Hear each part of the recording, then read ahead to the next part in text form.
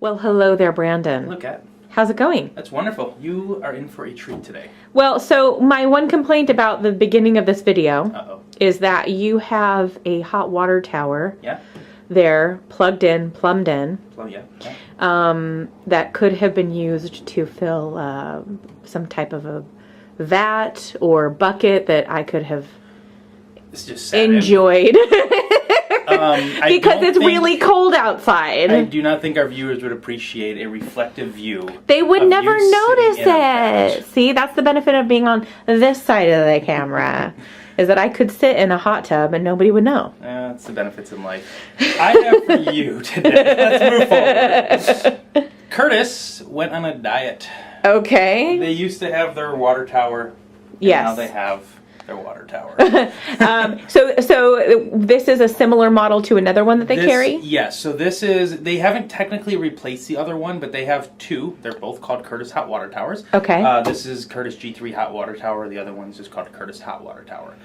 Functions are basically the same. The other one was wider, a little more boxy.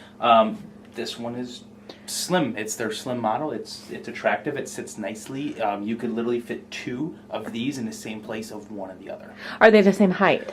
No, this one's a little tiny bit taller. A little taller. Yeah, Okay. so they had to re-engineer it a little bit. We went skinnier and got a taller water boiler in the back Okay. of it. It's not much taller though. The other one sits about right here. Okay. So we're But not that's something to be talking- concerned of, like, you know, get the Yep. measurements, make sure it's going to fit in your Yeah, space. and the other thing, if you can see over here, this actually comes up a little bit. So if you are a little short on counter height, we're measuring to here, but there is, I don't know, inch and a half gap there. Okay. Where this could theoretically sit under a cabinet. It just kind of cozy in. Exactly.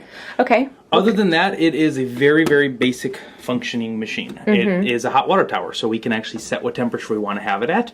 Setting the temperature is incredibly easy. We're just going to hold this button down. It takes about 5 seconds. You're going to see it start flashing at me. Once it starts flashing, I have left and right. So if I want to set it to 202, actually it goes up by 2-degree increments. So 202 is there, 204. I can go all the way up to 210.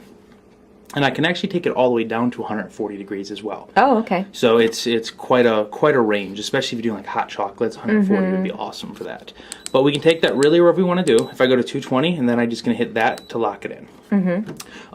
This machine comes as a dual voltage machine, so you can run it on 120 volt or 240 volt or 220 volt, whatever you want to call it. It's just a switch of a plug. If you can get back here, you can see that. All we would do is change out this plug into a 220 volt plug, and then we can run it on 220. Okay. If you do that, all coffee machines, and including this one, they need 4-wire 220. So there's two kind of 220s you'll see here in the States. In America, you're going to see 3-wire and 4-wire. That 4-wire is going to have 2 hots, a neutral, and a ground. It will be required for this, so you do got to make sure you check that. And you'll have to, if you can't do it yourself, have an electrician help you? Exactly, yeah. You're probably going to have to get it rewired. Okay. What is the little air thing here? Okay, so this is just an aeration. If I hit this, you're going to hear there's a little air pump inside. Yeah. And it's just going to just kind of gurgle up that water a little bit. What that primarily is for, that helps with a lot of tea. If you're doing tea, you want to get that aerated. When that water sits in that this tank, especially overnight, it goes kind of stale. You know, not so much to the drink, but if you are actually doing, say, like with coffee or tea, you want that oxygen to interact a little bit. Okay. So when you come in the morning after a night of sitting there, you can just hold that for 20, 30 seconds or so, and all it's going to do is just kind of refresh. Refresh the water so it tastes a little bit better. Exactly. Okay. Another feature on this machine is that after 4 hours of inactivity, it's actually going to go into an energy saving mode, so we're going to be looking at about 140 degrees it's going to drop down to. Oh, okay. The nice part about that, of course, is you're not running all night long. If I leave this at 200 and just walked away, it would probably take all night just to get to 140. So it's effectively like it being off. Okay. Okay. Right now, this is plugged into 120 volts, so you can actually see, I mean, I set it to 202 and we're still climbing.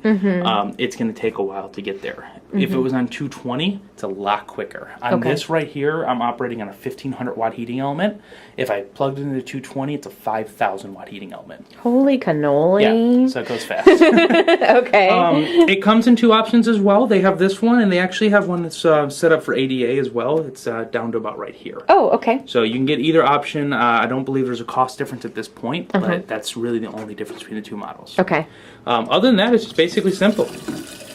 Cool hot water, flip around that way if you ever wanted to. Doesn't really make any bit of difference. Okay. Set up for tea, pour overs, hot chocolates, soups, really just about any cafe, whether or not you're even doing that much coffee. Because again, soups, oatmeals, all these things that you can actually set this temperature to. And you have to be engaging it. There's not like a click it on and it's just running water. No, that would You be have to always dangerous. hold it on. Yeah, that would be a liability issue. Yeah, either way you flip it, it doesn't lock it down. Okay, cool. All right, so This is the Slim Curtis. Oh, don't look at me. G3. I had to get the whole story. G3 hot water tower. Very basic. It works great. Yeah, I would say it's a little bit more fetching design than the other one, which looks like it's from 1982. Don't let Curtis hear you say that. I love 1982. It was a great year. It was a wonderful year. Cool. All right, thanks Kat. Brandon.